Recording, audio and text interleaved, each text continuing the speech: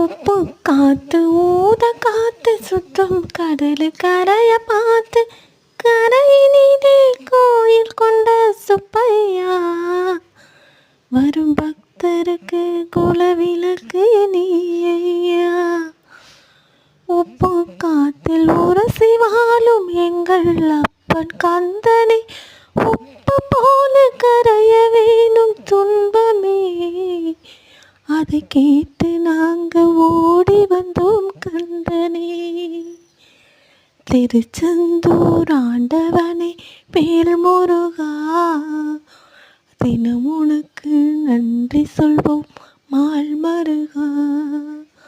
திருவடியில் தவம் கிடக்கும் திருமுருகா தீர்ப்பெழுது நலமெனவே மடிவழகா. ஓம் முருகா.